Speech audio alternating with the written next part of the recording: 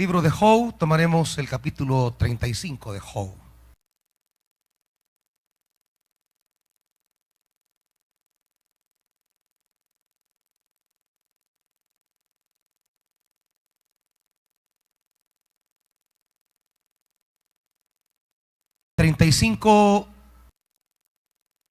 Del libro de Job.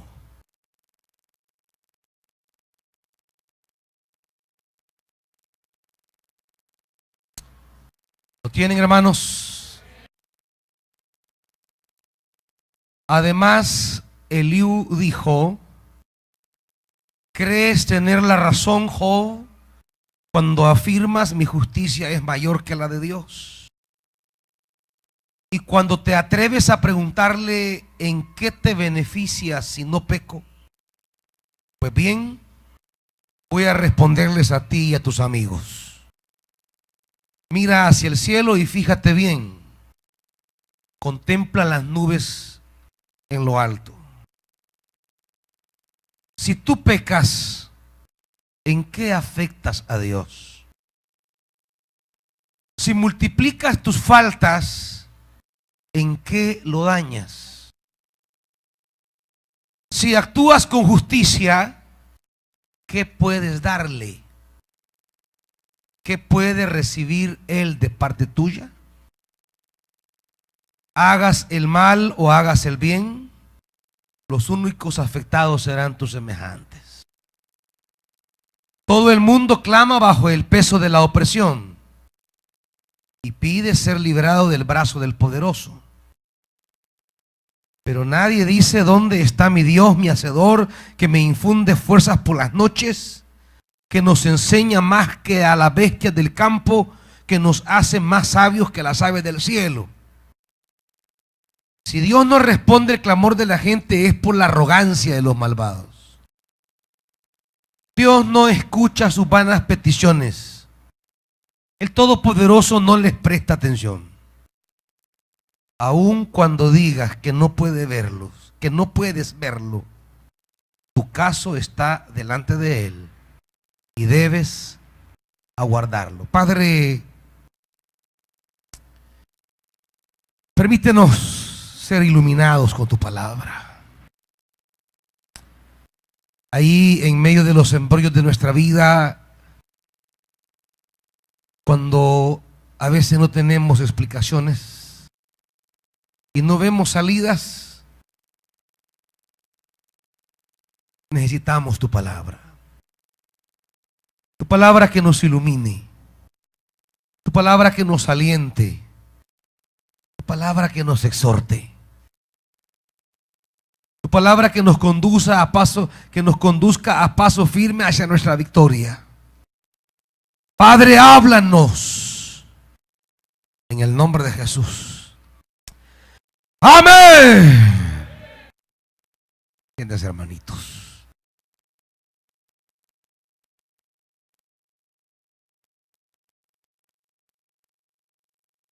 El libro de Job es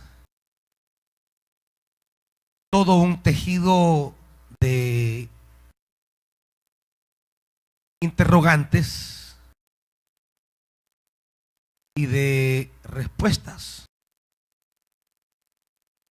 Algunas de esas respuestas son equívocas, pero hay preguntas planteadas en la mesa. Job ha planteado preguntas que agobian su corazón. Ya ustedes conocen la introducción del libro y el drama que vive Job.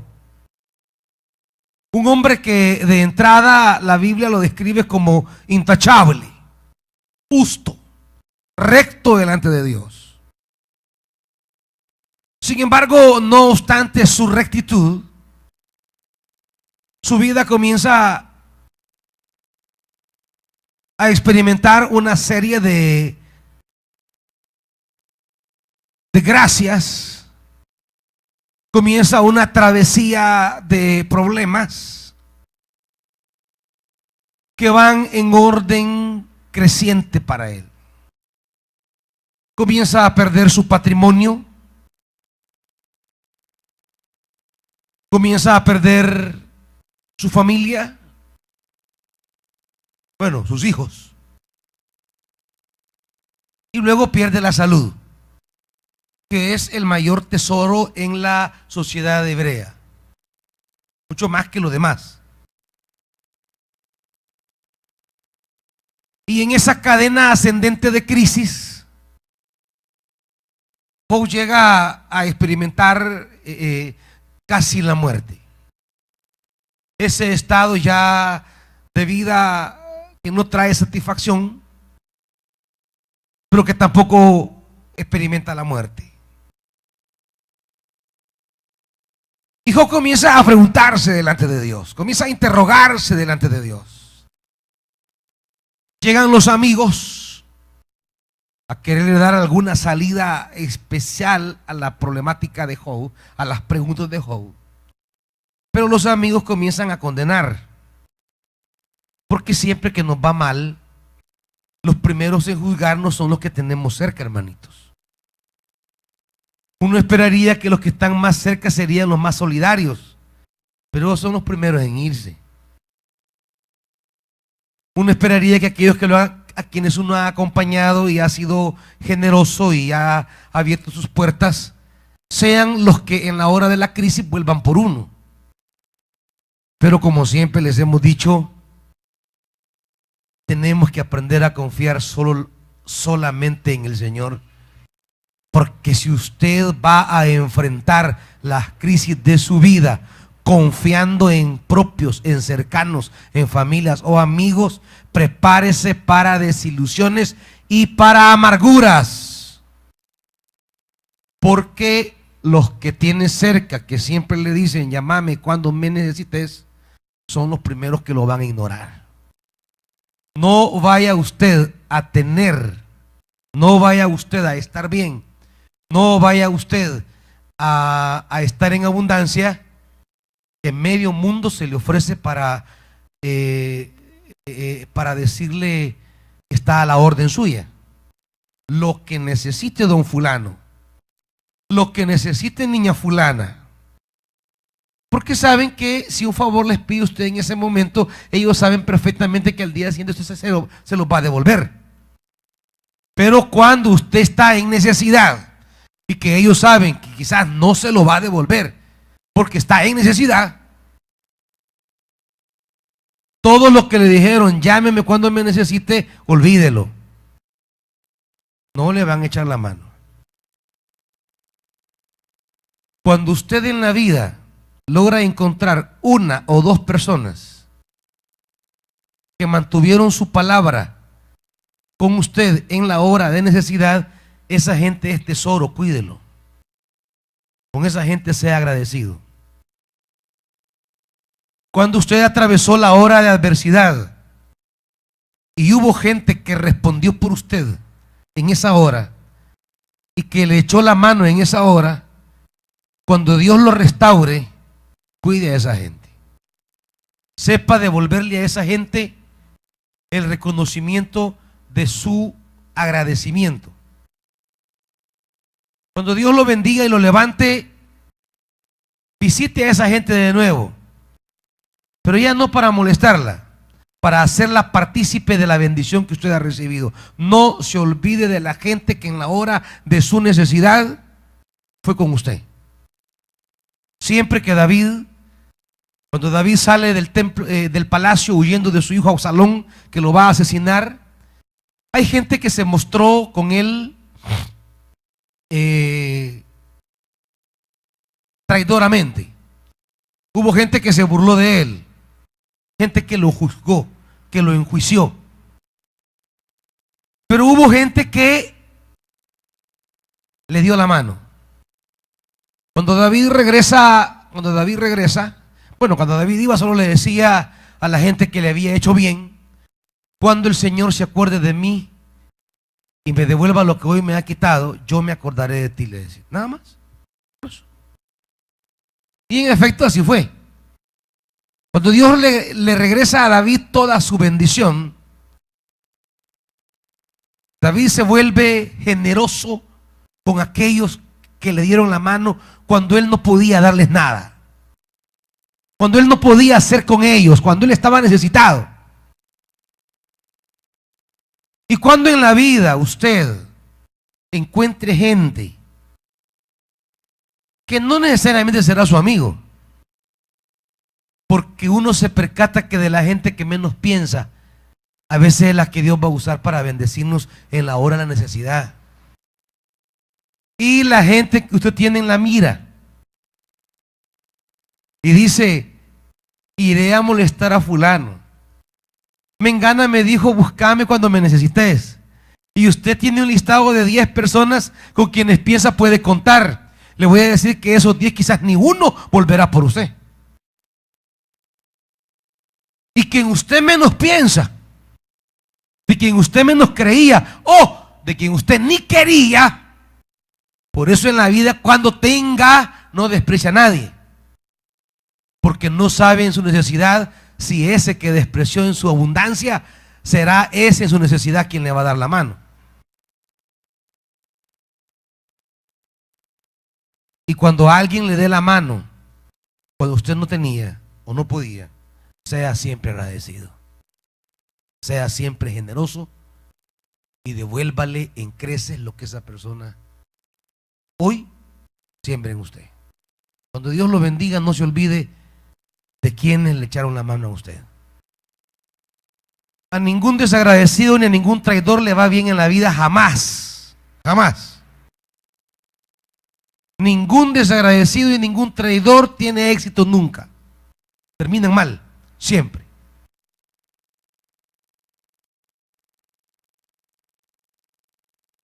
A no ser que se arrepientan. Pedro fue desagradecido, pero se arrepintió. Judas fue traidor y no se arrepintió. Aquí está Job con sus preguntas, con sus interrogantes. ¿Por qué me pasa esto? ¿Por qué si yo he tratado de buscar a Dios y de portarme bien, y aun cuando mis hijos hacían sus fiestas y yo no sabía qué hacían en esas fiestas, de todas maneras yo siempre levantaba sacrificio delante de Dios para pedirle al Señor por si algún pecado mis hijos hayan hecho? Siempre fui generoso con el que necesitaba. Siempre ayudé al que estaba en aprieto. Nunca fui agarrado. ¿Por qué me pasa esto? ¿Por qué vino esta tragedia a mi vida? ¿Por qué vino esta escasez? Y la gente siempre es experta para comenzar a darle a usted las causas de su desgracia, siempre. No, es que vos por tal cosa. Y así llegaron los amigos a enumerarle a Job los posibles pecados que estaban detrás de su desgracia.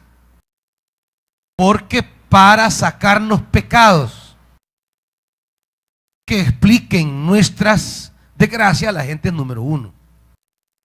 Es la especialidad de la gente.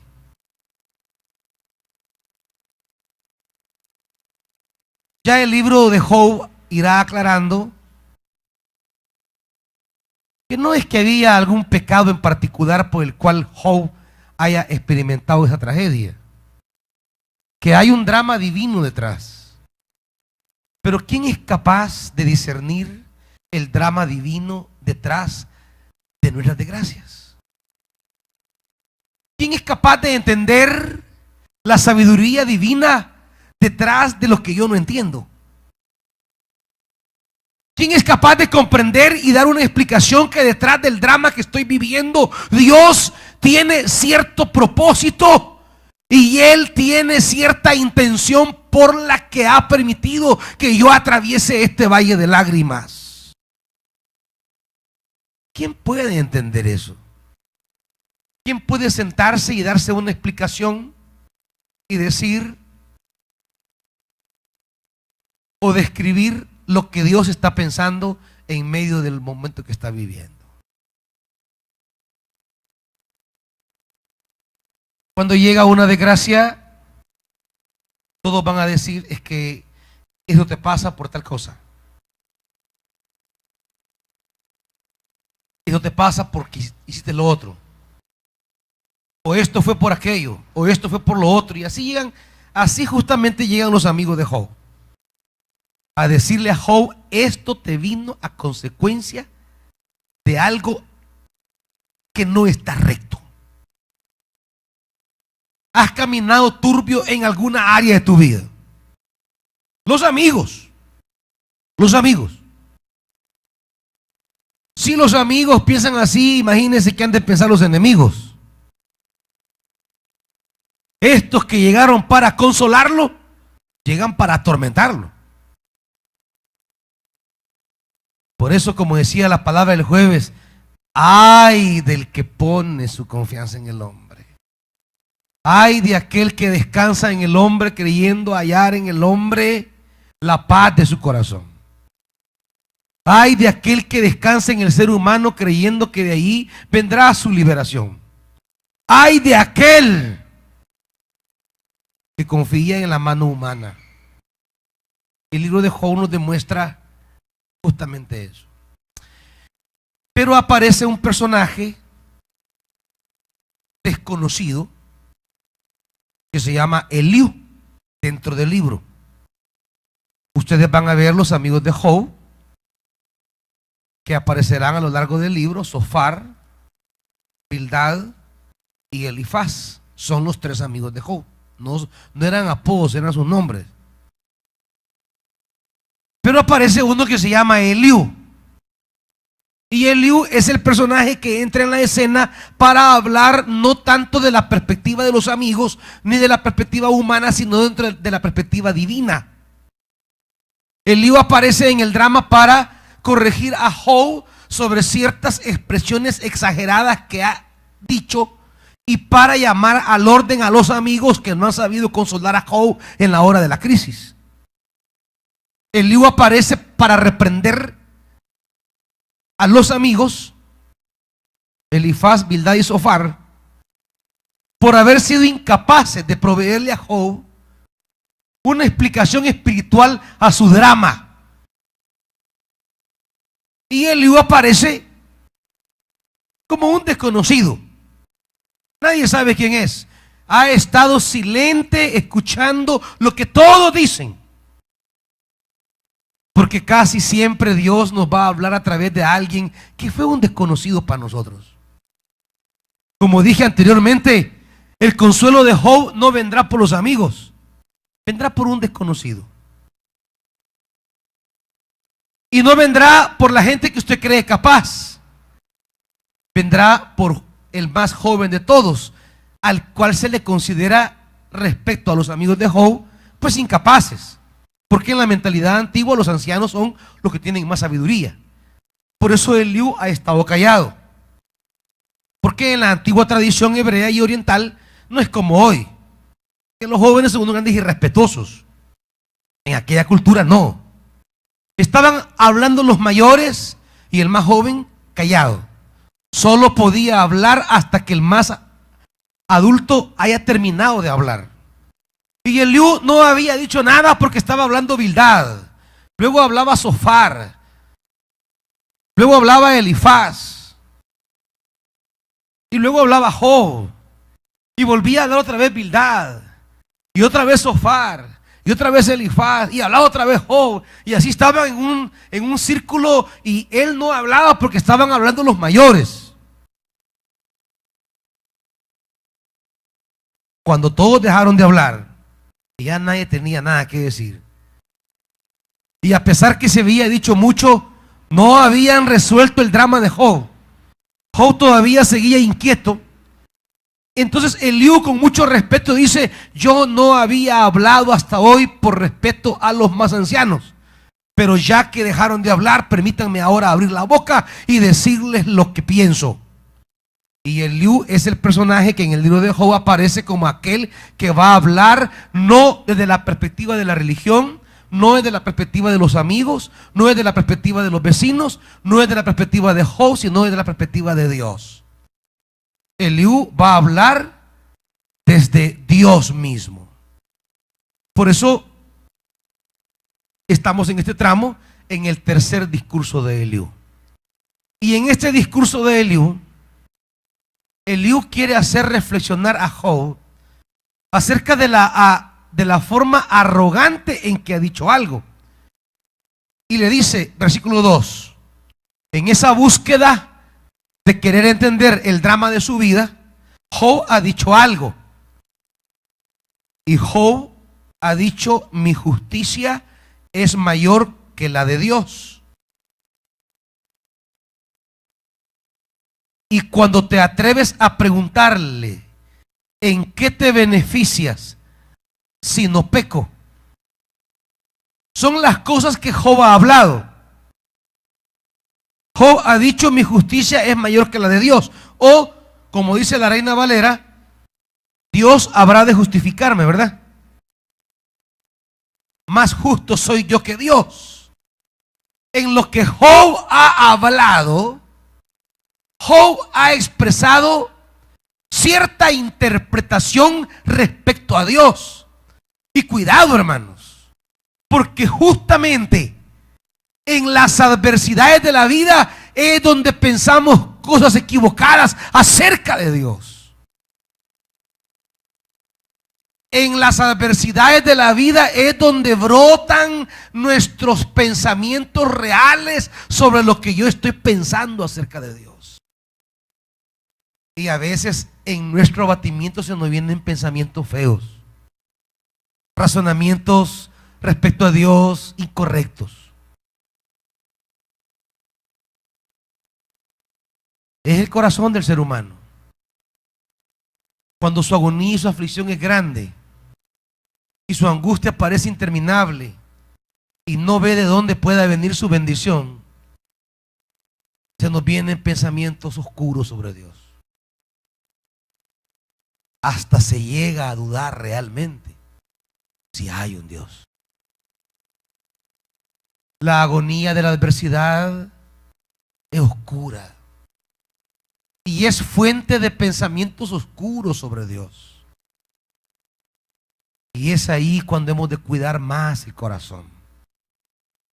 Es ahí donde se revela mis actitudes reales respecto a Dios. Si hay sometimiento a Dios, se va a ver en la necesidad. Hay una frase en la Biblia respecto a David. Cuando se dice que el corazón de David era conforme al corazón de Dios. ¿Sobre qué base cree usted la Biblia afirma eso de David? ¿En qué sentido el corazón de David era conforme al corazón de Dios? Cuando David cometió algunas atrocidades. Pero ¿a partir de qué?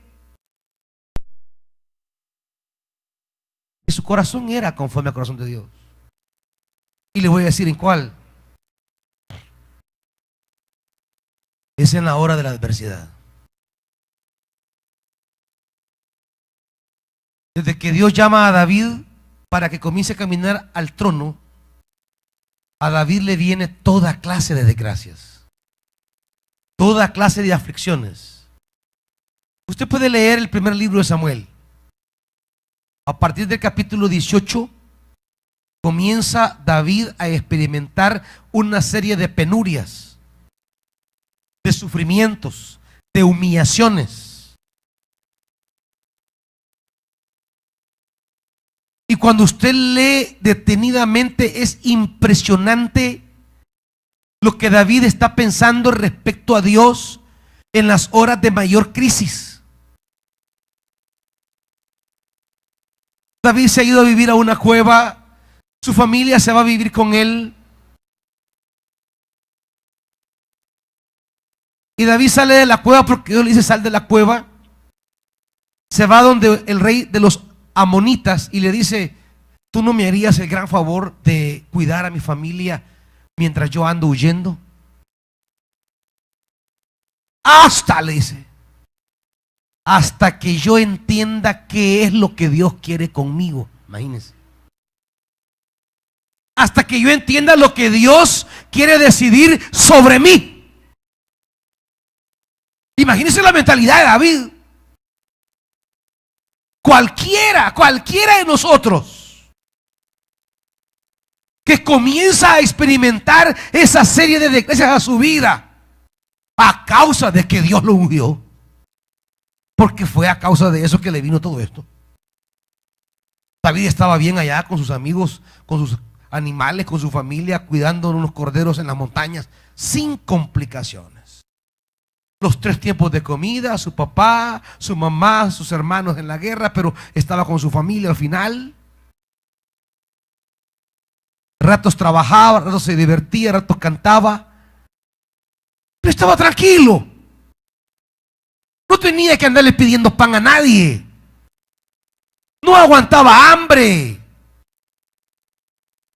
No tenía que andar buscando un techo para dormir. Tenía su familia, tenía su casa, su parentela. Era del pueblo de Belén. Tenía su comida, su lechita, sus quesitos, sus cabras, sus corderos. Podía matar una oveja y comérsela y no tenía que pedirle nada a nadie. Pero un día Dios envía a un profeta a ungirlo por rey. Y desde ese día se le complicó todo. Desde que Dios lo llama a ser su siervo, desde que Dios lo llama a empezar un camino hacia el trono, allí se le complicó todo. Tenía lechita, quesito, cremita, carnita, pancito calientito, y ahora andaba pidiendo comida. Llega donde un sacerdote y le dice: mira, llevo 3 días sin comer, dame algo de comer.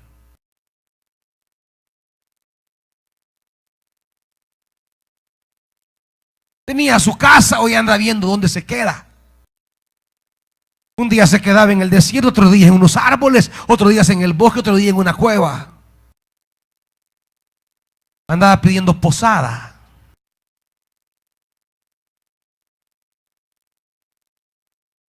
Pasó muchas cosas humillantes.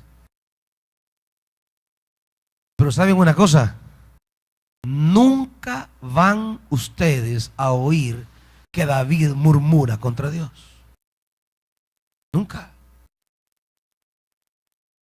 Nunca van a escuchar que brota un sentimiento de inconformidad de David para con Dios. Nunca van a leer un reclamo. Nunca van a leer que David le diga a Dios: ¿para qué me has llamado?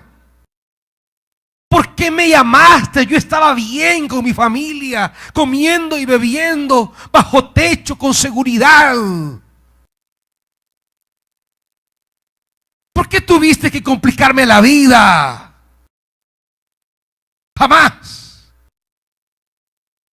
David siempre depende de su Dios y siempre está en comunicación con Él. No entiende todo lo que Dios está haciendo, no entiende. Ni siquiera logra ver cómo va a salir de eso. No mira.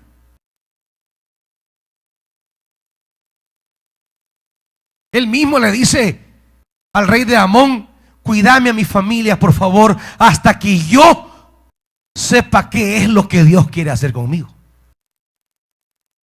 Imagínense. No hay amargura, no hay resentimiento, no hay reclamos para con Dios.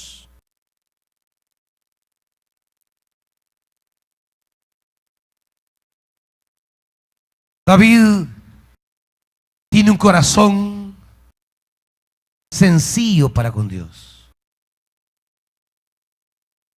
Sabe que Dios es Dios y Él hace lo que quiere. Un día perdió su hijo. Estaba embarazada. Betsabé. El niño cayó enfermo. Y él se metió a orar. No salía de su cuarto. No comía. No se bañaba. No hablaba con nadie. Solo pasaba tirado en el suelo clamándole a Dios, suplicándole a Dios. Se negaba a cualquier limpieza corporal. Y un día David se levantó y vio a los consejeros del rey cuchicheando, hablando en voz baja. David se levantó, se fue donde ellos y les dijo: ¿qué pasó? Les dijo: ya se murió el niño.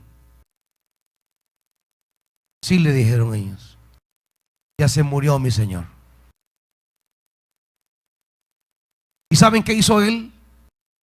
Entra a su habitación, se baña, se cambia, pide alimento, se refresca, sale reluciente. Y le dicen sus consejeros: pero mi señor, ¿qué pasa? Teníamos miedo de decirle a usted que su hijo había muerto, porque si estando vivo usted estaba en esa condición, ¿qué estaría ahora usted si supiera que estaba muerto ya el niño? ¿Y por qué ahora que ha muerto usted se ha levantado? Y él dice: cuando el niño aún vivía, yo rogaba a Dios que tuviera misericordia, mas el niño ya ha muerto y no volverá a mí, mas yo iré a donde él. Lo que David quiere decir en su respuesta es: lo que ha ocurrido es lo que Dios ha decidido, y lo que Dios ha decidido, eso será lo mejor para mí. No lo entiendo, quizás me duele, pero Dios es Dios y Él sabe lo que hace. No anda con amarguras, no le reclama. Pero en el caso de Job hay un problemita. De alguna manera Job le ha dicho a Dios que él merece un mejor trato por haber sido justo. Porque a veces se revela ahí nuestra arrogancia delante de Dios. A veces llegamos delante de Dios a decirle: Señor, ¿por qué me tratas así? Si yo he hecho esto, si yo te pedí esto, si yo te entregué esto, si yo te sirvo desde no sé cuándo, si yo te sirvo en esto, te sirvo allá. Job no había cometido ningún pecado en su prosperidad, pero estaba cometiendo un gravísimo error en su necesidad. Job no había ofendido ni había pecado contra Dios cuando lo tenía todo, pero hoy que no tiene nada, le hace un planteamiento a Dios donde Job revela realmente lo que hay en su corazón, o la perspectiva como que Dios estuviera en deuda con Job, porque Job se mantuvo íntegro y Dios no le ha pagado conforme a su integridad. ¿Me están oyendo, hermanitos? Ustedes muchas veces podemos pensar así con Dios. Muchas veces pensamos en el fondo del corazón que esta cosa no me puede pasar porque Dios está en deuda conmigo, porque yo le sirvo y Él no puede tratar así a alguien que le sirve. Es decir, en el fondo del corazón, en lo más íntimo de nuestra conciencia, creemos que vamos ganando méritos sobre los cuales Dios debe obrar para conmigo conforme yo me lo merezco. ¿Me entienden? Le decimos a Dios: Dios, yo me merezco algo mejor. ¿Por qué me das esto?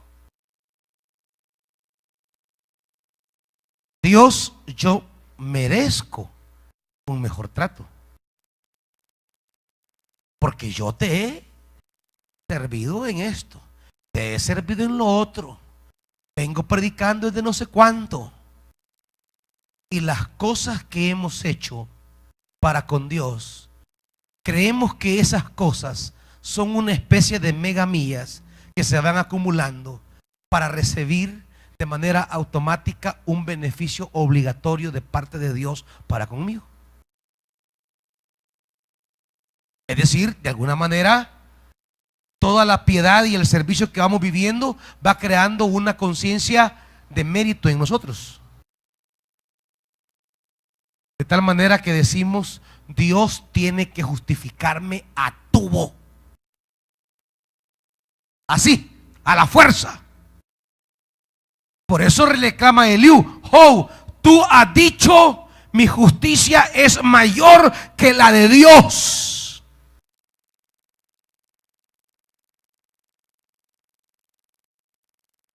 Porque Job, allá en su interior, tiene la convicción que Dios le ha fallado, porque Job ha obrado con rectitud y Dios no le ha compensado conforme a su rectitud. Usted que piensa, yo estoy molesto con Dios. Ah, de veras, no. ¿Y por qué está molesto con Dios usted? Yo estoy molesta con Dios. Así dicen muchos servidores. Y mucha gente que va a las iglesias. Dios me tiene a mí incómoda. Yo estoy así con Dios ahorita. Uno dice, pobrecito, no saben que están hablando esto. Que está enojada con Dios. O sea, ¿qué hay en la cabeza de la gente para que pueda creerse que va a estar molesta con Dios? Que va a estar enojada con Dios. O sea, ¿cómo mira a Dios entonces? ¿Quién piensa que es Dios entonces? ¿Qué tipo de relación ha establecido con Dios entonces? Cuando sirve, ¿por qué está sirviendo realmente entonces? Cuando ora y lee la Biblia, ¿por qué lo hace realmente? Y esto es lo que Eliú quiere corregir en la mentalidad de Job, porque Job cree que ha vivido de una manera tan intachable que Dios ha cometido un error al pagarle de esta manera. ¿Me van siguiendo? Pecado en el que todos podemos caer, hermanito. Cuando las cosas no salen como queremos, a veces brota de nosotros, desde lo más recóndito de nuestro ser, una cierta insatisfacción con Dios, porque nos da un trato que no merecemos. ¿Me van siguiendo? Job no había pensado estas cosas nunca. Y no las había pensado porque todo lo tenía. Mas cuando no tiene nada, es ese el ambiente en el que brota esos pensamientos. Por eso Dios le dice a Israel en el Deuteronomio: te hice pasar hambre, te hice pasar sed para saber qué había en tu corazón. Te hice pasar el desierto para saber qué había en tu corazón. Yo tengo que decir una cosa: cuando estemos pasando el desierto, ese desierto es Dios que está buscando qué hay en nuestro corazón. Porque cuando estamos llenos es fácil decir gloria a Dios. Cuando tenemos todo es fácil decir aleluya. Te amo, papito lindo. Pero cuando hemos tenido pérdidas, podemos decir te amo, papito lindo.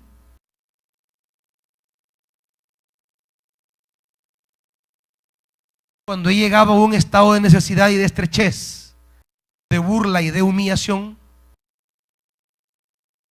podemos decirle a Dios: te amo, Dios mío, aquí estoy para servirte. Cuando ha tenido que sufrir la pérdida de algo que lastimó su vida. O nos negamos a reconocerle a Dios lo que Él es cuando las cosas no caminan como nosotros esperábamos. No me salió el préstamo que yo quería. ¿Para qué voy a dar gracias a Dios? ¿Para qué voy a alabarlo? Cuando tuve una pérdida lamentable, ¿para qué le voy a seguir sirviendo? ¿Cuántos vienen delante de Dios a decirle: Señor, he perdido esto, pero aquí estoy para seguirte sirviendo, porque tú eres Dios y eres digno que yo lo haga, tenga o no tenga? ¿Me entiende? En este capítulo Eliú aparece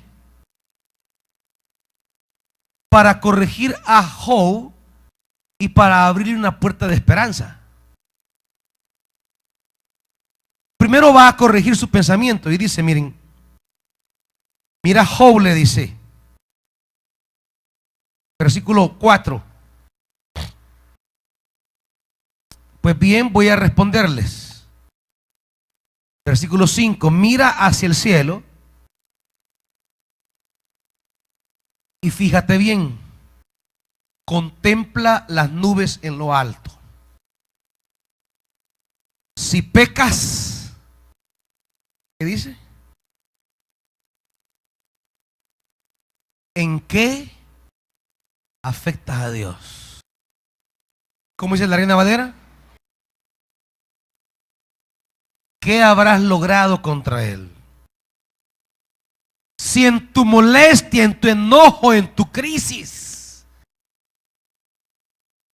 de manera infantil decides mejor tirarte al mundo y comenzar a hacer y deshacer, y de bravo dice: yo mejor me voy a chupar, a mosquear, a marihuanarme, a hacerme relajo y hacer. Le pregunta: mira, ¿y qué daño le estás haciendo a Dios con eso?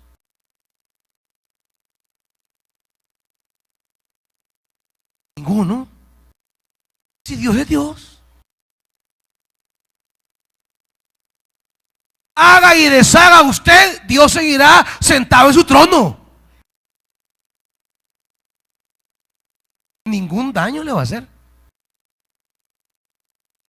Es lo que yo le digo a todos los servidores y el equipo de trabajo que tengo ahí. Ustedes en su locura pueden hacer lo que quieran. A mí eso no me afecta en nada.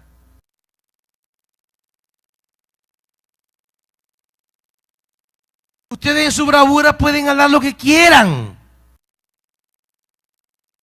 Tomen la decisión que quieran. Vaya, yo les doy mi parecer. Allá ustedes. Pero yo ya tomé en la vida mis decisiones. Yo ya tomé mi camino. Yo ya tomé mi rumbo. Soy responsable de mi caminar. Iluminarles con una palabra es mi responsabilidad. Quien la toma bueno y quien no, o sea, a mí eso no me va a afectar. Cada quien tomará su decisión. Usted decide darle rienda suelta a su viejo hombre, dele. ¿En qué va a afectar eso a Dios? ¿Dejará de ser Dios menos Dios por eso? ¿Perderá Dios un poquito de poder por eso? ¿Perderá Dios un poquito de conocimiento por eso?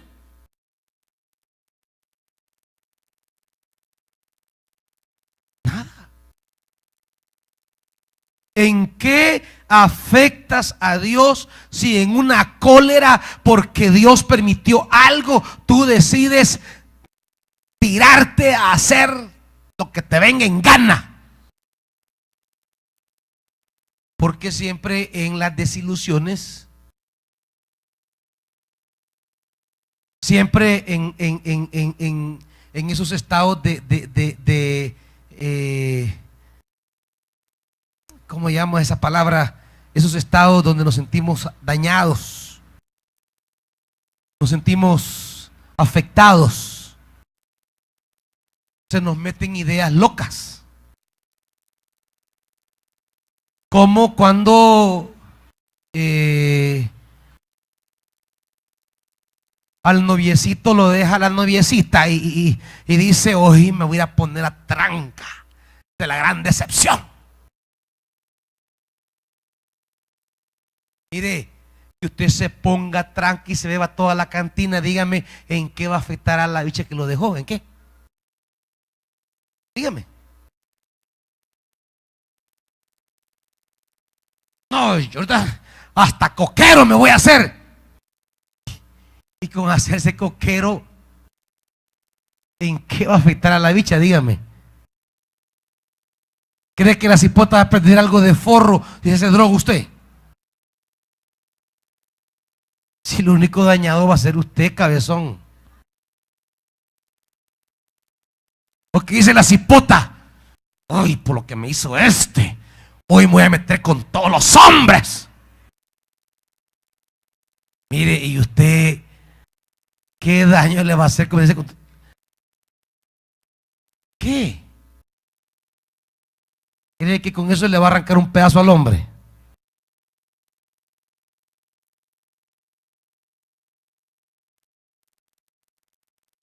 Si la única es usted que se va a ir dando un codorón bien feo.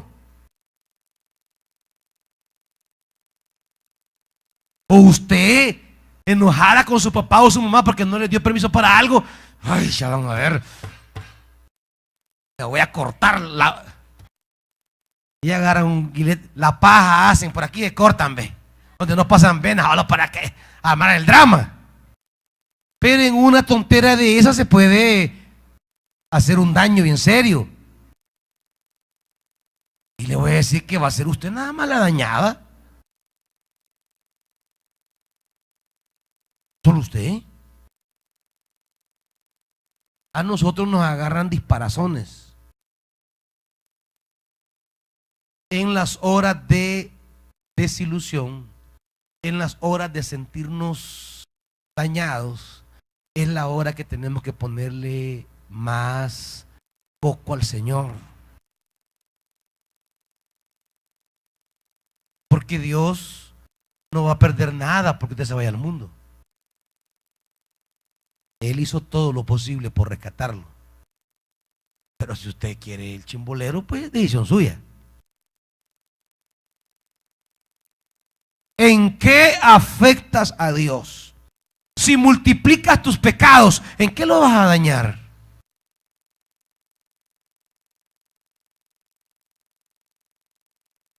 Ahora, vamos al otro lado. Versículo 7. Cuando actúas con justicia, ¿qué pregunta ahora, Eliú?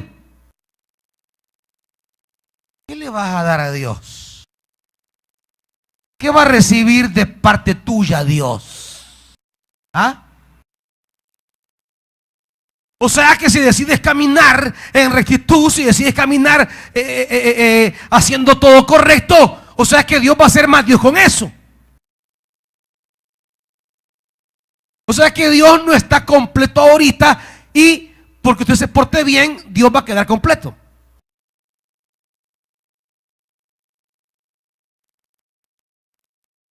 O sea que porque decides hacer bien, le estarás dando a Dios algo que Dios no tiene. O sea que si hacemos mal, yo le quito algo a Dios. Si le doy bien, si hago un bien, le doy algo que Dios no tiene. No, nada. A Dios no le agrego nada ni le quito nada. Él es Dios y está completamente enterito. Cuando Dios nos invita a hacer lo bueno y evitar lo malo, no es por Él. No es porque Él, ay, es que si ustedes no se portan bien, ay, yo voy a ir perdiendo mi ser de Dios. Y va a haber un día que ya no voy a existir. No. Es que si usted ustedes no se portan bien, fíjense que yo iré perdiendo mi poder. Por favor, pórtense bien para que yo no pierda mi poder. No. Pórtense bien, porque si se portan mal, yo me yendo más chiquito, más chiquito, más chiquito, más chiquito, hasta que un día, ¡poc!, desapareció Dios. No, hermanitos. ¿Qué dice el versículo 8?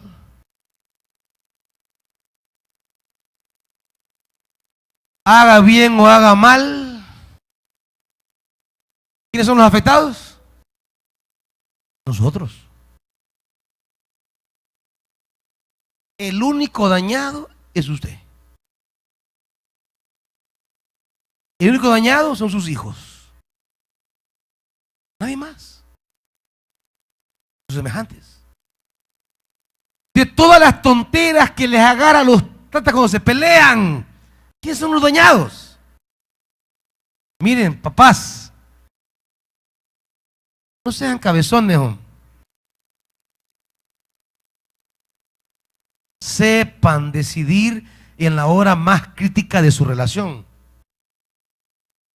Porque en los pleitos que ustedes tienen, en los líos que ustedes tienen, a quien arrastran al abismo son a sus hijos. Si ustedes en chivos salen adelante, si hay otra mujer, si hay otro marido, ahí van campantes. Pero a quienes arrastraron.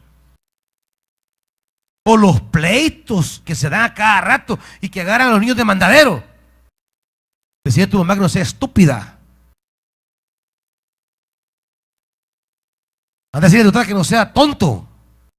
Y ahí los agarran como que son más. Y ustedes no saben los conflictos que meten a los niños en eso.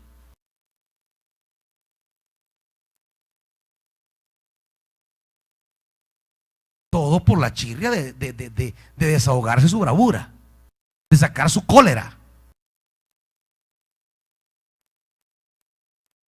Todas las locuras que les agarran, ¿a quién dañan? El entorno, su entorno. Dios sigue siendo Dios. Si cuando Dios me insta a hacer el bien, no es porque Él va a sacar un beneficio. Él me insta en su palabra a hacer el bien porque será beneficio para nosotros. Y me invita a apartarme del mal porque será un beneficio para nosotros. No, hijo, no pruebes eso, no vayas aquí, no vayas allá. ¿Por qué? Por nosotros, no por Él. Entonces Job está equivocado cuando le dice a Dios: Dios, tenés que justificarme, tenés que vindicarme, porque no me has dado el trato que me merezco. Estás en deuda conmigo. Quiero decirles que Dios no está en deuda con ninguno de nosotros. Nosotros podemos haber servido toda una vida desde nuestra niñez y vamos a morir sirviendo, y aún así Dios no tiene deuda con nosotros. Porque los únicos que hemos sacado beneficio de servir a Dios somos nosotros. Es lo que siempre le digo. En el servicio va nuestra bendición. Eso digo yo, nuestra. No les digo que en el servicio va la bendición para Dios. No.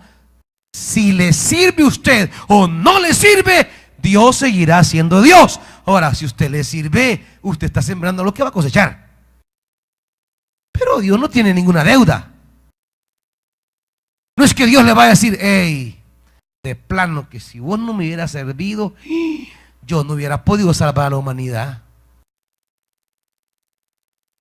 Hey, de veras que si vos no me hubieras servido, yo no pudiera ser tan fuerte como soy ahora.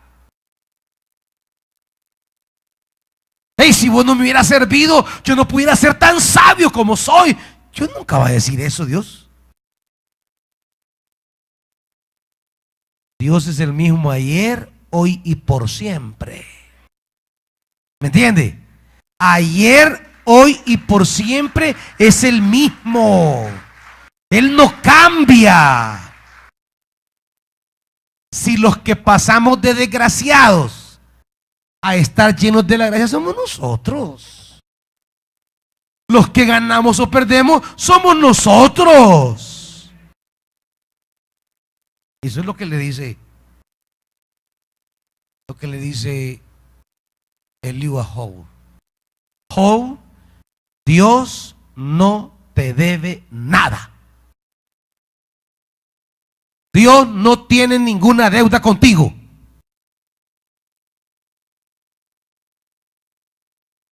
Porque a veces nosotros vamos creyendo que Dios nos debe. Y nos resentimos con Dios. Es que Dios, ¿cómo es que yo he hecho esto? Y Dios con lo que me sale. ¿No?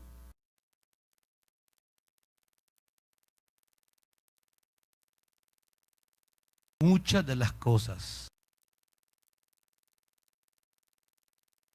no tienen que ver nada con que Dios tiene que pagarme bien por el bien que yo he hecho. Sí, muchas de las cosas que nos vienen a veces no tienen nada que ver con que esté Dios de por medio. Si a veces uno solito es el que se ha metido en problemas, no es que Dios ha tenido esa desgracia. Usted solo fue buscando el problema. O sea, no venga Dios, ¿por qué? ¿Cómo Dios, por qué? Si usted fue quien metió la mano. Dios, ¿por qué? ¿Por qué? ¿Y por qué le reclama a Dios de algo que usted decidió? Ahora, no obstante, y esto es lo segundo, no obstante, estemos atravesando una hora de adversidad, hay una palabra de consuelo que Eliú le da a Job y le dice,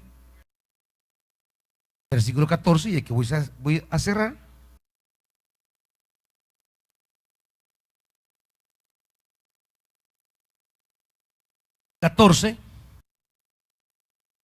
Aun cuando digas que no puedes verlo, tu caso está delante de Él y debes aguardarlo. Aunque tú digas que no puedes verlo, aunque yo diga, Señor, no logro entender qué estás haciendo, no logro asimilar por dónde vas, no logro ver la salida que estás preparando. Tu mano me es oculta en este momento. Mi mente no es capaz de asimilar, de entender o de expandirse a tal grado que pueda asimilar lo que tú estás haciendo. No lo puedo ver. Y a veces nuestra incapacidad de ver nos angustia. Nuestra incapacidad de entender nos aflige. Nuestra incapacidad para ver salidas nos abate.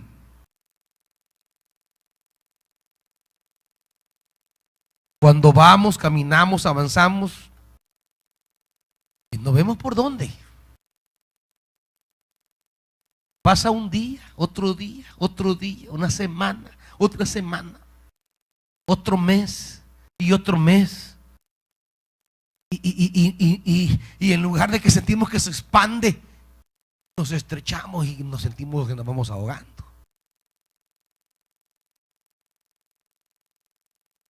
Y lo que dice Eliú es, aunque nosotros adolezcamos de esa ausencia de capacidad divina para entender lo que está pasando en nuestra vida, hay dos cosas que nos dice Job. Primero, que dice Eliú. Uno, tu caso está delante de Él. Es decir, aunque tú no lo veas a Él, quiero que entendas que Él sí te tiene delante de Él. Yo no lo veo, pero tu situación está delante de Dios. Su problema está delante de Dios, hermanito. Su necesidad está de lo que yo estoy pasando, está delante del Señor. Lo que usted está pasando está delante del Señor. Lo que usted está viviendo está delante del Señor. Lo que cada quien está llevando en su vida, Dios lo tiene delante de él. No está ciego el Señor. No está sordo. Usted no lo mira, pero Él sí lo mira a usted. ¿Me entiende? Usted no mira qué está haciendo Él, pero Él sí sabe qué es lo que está haciendo. Usted no es capaz de ver cómo Dios está moviendo los componentes porque a veces están lejanos para usted. Pero por allá Dios está arreglando lo que va a traer para usted. Pero usted está aquí en este pedacito y no mira nada. Pero no significa que Dios no está haciendo nada. Él está obrando. Quizás lejos, pero está obrando. Lo va acercando poco a poco y en su debido momento lo tendrá frente a sus ojos. Por eso le dice: tu caso está delante de Él y debes aguardarlo. Esperen el Señor. Esa fue la actitud de David siempre. Lo que Dios diga. Siempre. Nunca murmuró, nunca refunfuñó, nunca habló de más. Cuando alguien lo ultrajaba, ni siquiera agarraba amargura. No. Es más, cuando alguien lo humillaba en su momento de aflicción, ¿saben qué decía David? Ojalá que por esta humillación que me acaban de hacer, Dios me dé una bendición. Imagínense, ¿cómo pensaba David? No como ustedes y como yo, ¿va? Ay, eso que me hicieron, no lo aguanto. Yo me voy de la iglesia. Eso es decir, esto que me hicieron, me la va a pagar ese desgraciado. No, él miraba la vida en perspectiva de Dios. Ah, este habló de mí. Ay, ojalá Dios quiera hablar bien de mí por lo mal que hablaron de mí. Eso decía. Este daño que me han hecho, ay, ojalá el Señor me traiga bienes por este daño que me hicieron.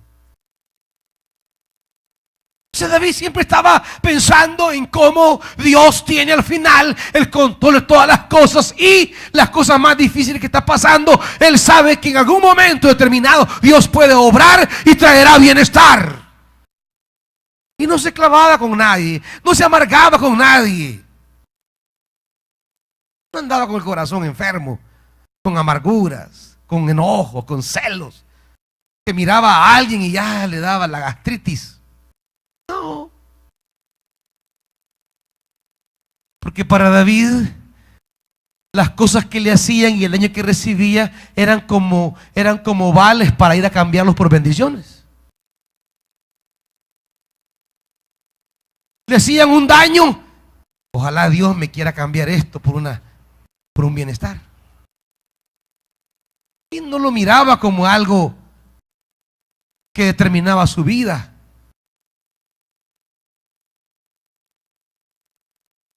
Por eso, y aquí termino con este pasaje del Salmo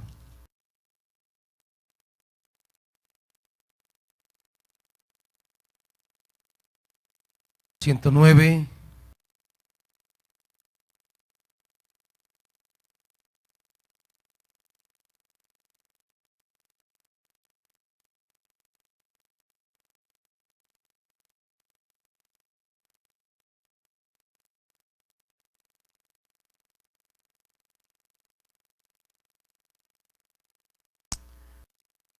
Dice David, Salmo 109, versículo 22. Salmo 109, 22. ¿Lo tienen, hermanos? Ciertamente soy pobre y estoy necesitado. Profundamente herido está mi corazón. Me voy desvaneciendo como sombra vespertina. Se desprenden de mí como de una langosta. De tanto ayunar me tiemblan las rodillas. La piel se me pega a los huesos. Soy para ellos motivo de burla. Me ven y menean la cabeza. Señor, mi Dios, ayúdame. Por tu gran amor, sálvame. Que sepan que esta es tu mano, que tú mismo, Señor, lo has hecho. ¿Qué importa que ellos me maldigan? Bendíceme tú. Pueden atacarme, pero quedarán avergonzados. En cambio, este siervo tuyo se alegrará. Esto piensa David.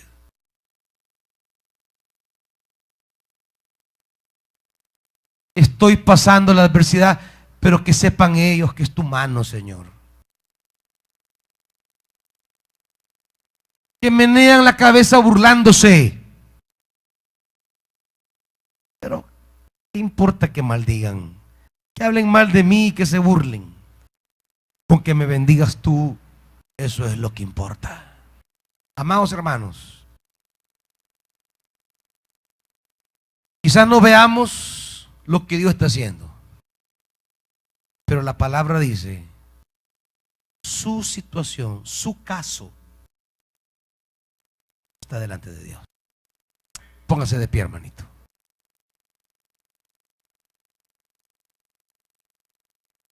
Puede confiar en esta hora que lo que usted está viviendo está delante de Dios. Dios no se ha desentendido.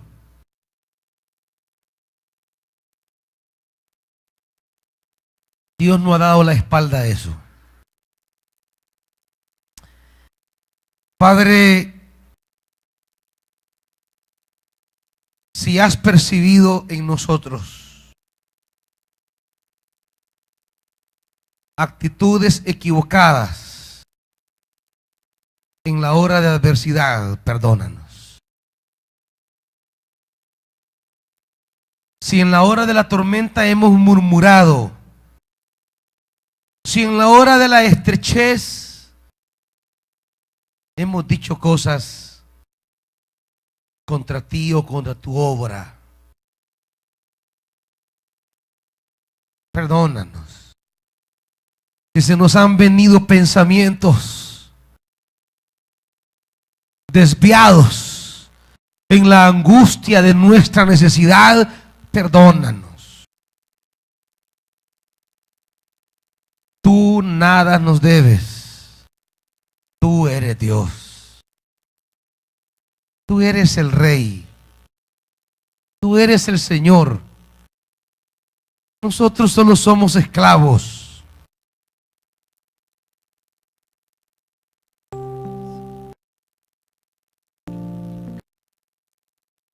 Perdona si ha habido una arrogancia de parte nuestra.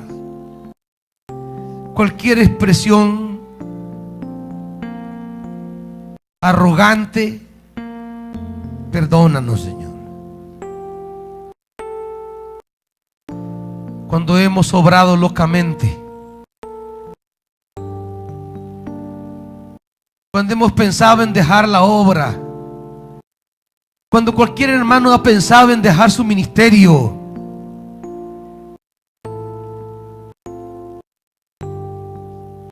cualquiera que se le haya venido el pensamiento de alejarse, perdónanos, Dios, porque solo refleja nuestra ignorancia y pequeñez. Pero aquí estamos, Dios. Y sabemos que aunque no vemos tu mano moviéndose,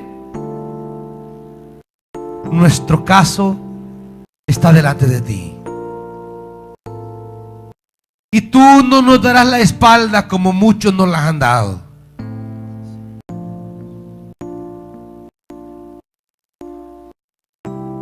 Ni se olvidarán de nosotros como muchos se han olvidado.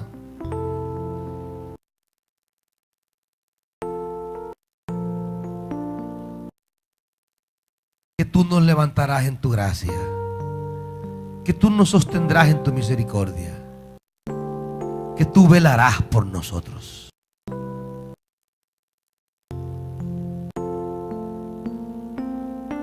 Si alguien está aquí y no ha entregado su vida al Señor, ya no la desperdicie más, tráigasela a los pies del Señor. Alguien un día